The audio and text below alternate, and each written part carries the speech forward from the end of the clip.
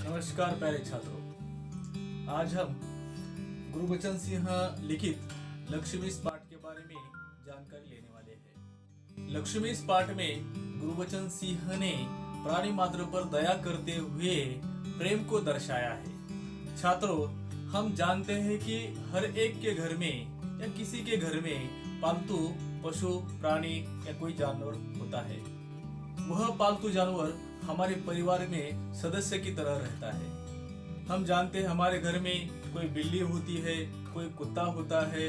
जैसे उदाहरण के लिए लेंगे हम कि जैसे बिल्ली होती है तो हमारे घर में अनेक प्रकार के चूहे हो जाते हैं। तो चूहों से छुटकारा पाने के लिए बिल्ली पूरे घर का चूहों से छुटकारा प्राप्त कराती है। और कोई कुत्ता होता है, वह कुत्ता हमारे घर की रखवाली करता है, एक परिवार के सदस्य की तरह रहता है।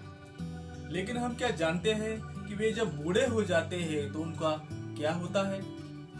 छात्रों, 85% जनता हमारे देहातों में रहती है। हमारे किसान भाई खेती करते हैं और किसानों के यहाँ कोई गाय होता है, कोई बैल होता है, लेकिन गाय के दूध से उस परिवार को आमदनी होती है, परिवार का आर्थिक विकास होता है। कोई बैल होता है, वह बैल खेत में काम करता है, लेकिन जब वह गाय बैल बूढ़े हो जाते हैं उनका क्या होता है? हम किसी कसाई को बेच देते हैं और वह कसाई उसे टुकड़ों टुकड़ों में काट कर उसे बेच देता है। लेकिन छात्रों, ऐसे हमें नहीं करना है। गुरुबचन सिंह ने लक्ष्मी इस पाठ में यही हमें समझाने का प्रयास किया है कि प्राणी मात्र पर दया करनी चाहिए, वे बूढ़े होने तक उनका पालन पोषण करना चाहिए, और यही मानवता का संदेश हमें देने का प्रयास किया है। छात्रों, चलिए हम लक्ष्मी इस पाठ को समझने का प्रयास करते हैं।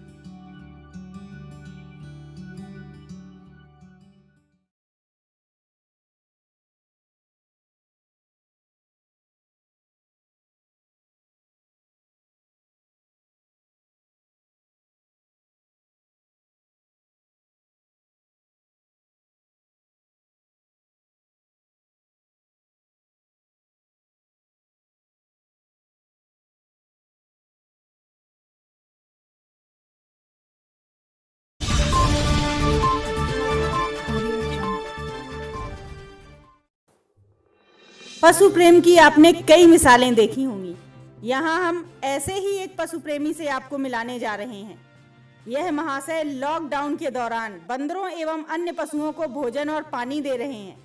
इन्हें देखते ही ढेर सारे बंदर सड़क पर आ जाते हैं। बंदर एवं अन्य पशु इनके साथ घंटों बिताते हैं। अब यह महाशय कालपी में जानवरों के प्रेम के लिए मशहूर हो चुके हैं। जी हाँ, हम बात कर रहे हैं कालपी के समाज सेवी अखिल जेटली की। लॉकडाउन में इंसानों का ही नहीं, जानवरों का भी हाल बेहाल है। इंसान तो अपनी परेशानी एक दूसरे से साझा कर मदद हासिल कर लेते हैं, लेकिन बेजुबान जानवर कहाँ जाएं? कैसे मदद मांगें?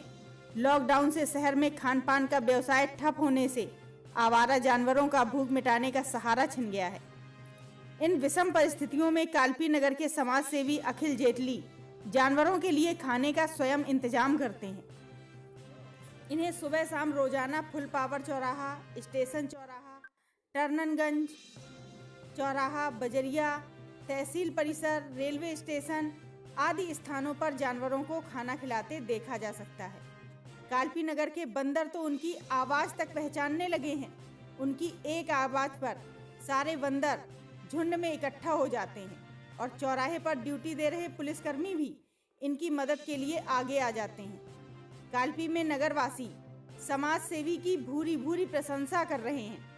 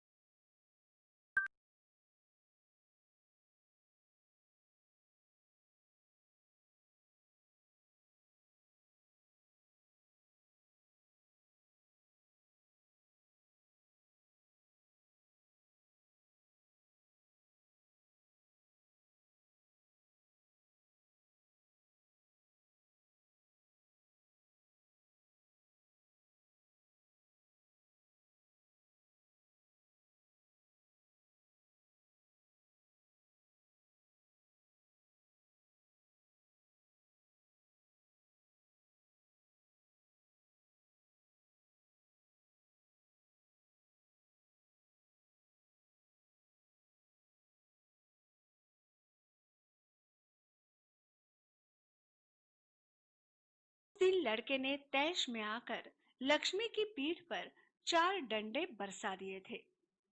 तैश मतलब क्रोध का आवेश। वो बड़ी भयभीत और घबराई थी। जो भी उसके पास जाता सिर हिला उसे मारने की कोशिश करती या फिर उछलती कूदती, गले की रस्सी तोड़कर खूंटे से आजाद होने का प्रयास करती। करामत अली इधर 2-4 दिनों से अस्वस्थ था, लेकिन जब उसने ये सुना कि रहमान ने गाय की पीठ पर डंडे बरसाए हैं तो उससे रहा नहीं गया। वो किसी प्रकार चारपाई से उठकर धीरे धीरे चलकर बथान में आया। बथान मतलब पालतू गाय बैल के रहने का स्थान। आगे बढ़कर उसके माथे पर हाथ फेरा, पुचकारा और होले से उसकी पीठ पर हाथ फेरा। लक्ष्मी के शरीर में एक सिहरन सी दौड़ गई। सिहरन मतलब ठंड या भय से होने वाला कंपन, कपकपी। ओह, कमबख्त ने कितनी बेदर्दी से पीटा है।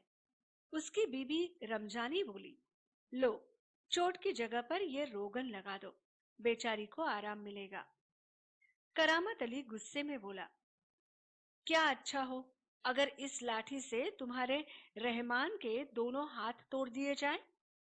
कहीं इस तरह पिटा जाता है? रमजानी बोली, लक्ष्मी ने आज भी दूध नहीं दिया तो उसकी सजा इसे लाठियों से दी गई। रहमान से गलती हो गई, इसे वो भी कबूलता है। कबूलना मतलब स्वीकार करना, मान लेना। रमजानी कुछ क्षण खड़ी रही, फिर वहां से हटती हुई बोली, देखो अपना ख्याल रखो, पाव इधर उधर गया तो कमर सिकवाते रहोगे। करामत अली ने फिर प्यार से लक्ष्मी की पीठ सहलाई। सहलाना मतलब प्रेम पूर्वक हाथ फेरना। मुंह ही मुंह में बड़बड़ाया, माफ कर लक्ष्मी, रहमान बड़ा मूर्ख है। उम्र के साथ तू भी बुढ़ा गई है। डेयरी फार्म के डॉक्टर ने तो पिछली बार ही कह दिया था, ये तेरा आखिरी बरस है। लक्ष्मी शांत खड़ी अपने जख्मों पर तेल लगवाती रही। वो करामत अली के मित्र ज्ञान सिंह की निशानी थी। ज्ञान सिंह और करामत अली एक दूसरे के पड़ोसी तो थे ही, वे कारखाने में भी एक ही विभाग में काम करते थे। प्रायः एक साथ ड्यूटी पर जाते और एक साथ ही घर लौटते।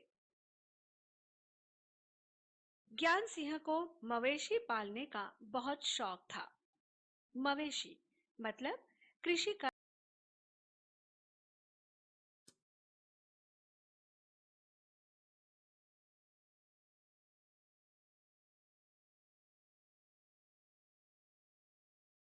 कार्य में उपयुक्त तथा दुधारू पशु। प्रायः उसके घर के दरवाजे पर भैंस या गाय बंधे रहती। 3 बरस पहले उसने एक जर्सी गाय खरीदी थी। उसका नाम उसने लक्ष्मी रखा था। अधेड़ उम्र की लक्ष्मी इतना दूध देती थी कि उससे घर की जरूरत पूरी हो जाने के बाद बाकी दूध गली के कुछ